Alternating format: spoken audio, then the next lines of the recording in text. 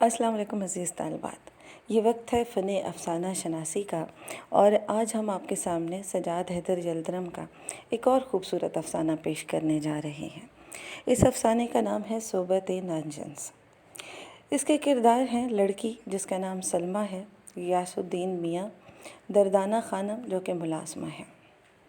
اس افسانے کا تھیم کچھ اس طرح سے ہے کہ بیوی اور میاں کی عادات و اطوار اگر ایک دوسرے سے نہ ملتے ہوں تو زندگی عذاب بن جاتی ہے۔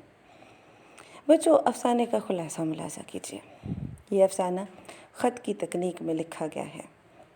یہ افسانہ دراصل غیر برابری کی شادی کی داستان ہے، جس میں ایک لڑکی کی شادی ایک ایسے شخص سے ہو جاتی ہے جس کے عادات و اطوار، آداب اور پسند ناپسند اس سے بالکل مختلف ہیں۔ اپنے شوہر کی ان حرکتوں سے تنگ آ کر وہ اپنی ایک سہیلی کو خط لکھتی ہے اور اس پریشانی سے نجات پانے کا طریقہ پوچھتی ہے۔ افسانے کا آغاز سہیلی کو بھیجے جانے والے خط سے ہوتا ہے۔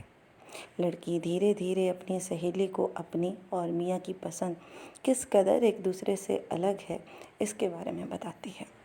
مثلاً لڑکی کو مغربی موسیقی پسند ہے اور اس نے باقاعدہ تربیت لے رکھی ہے، جبکہ میاں ہندوستانی موسیقی جس کی مداری لال اور امانت کو سنتا ہے۔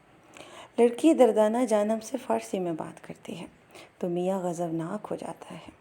میاں کو اردو ادب پسند ہے تو بیوی کو انگریزی ادب سے لگاوٹ ہے، اور اس بات پہ بھی بگاڑ پیدا ہو جاتا ہے۔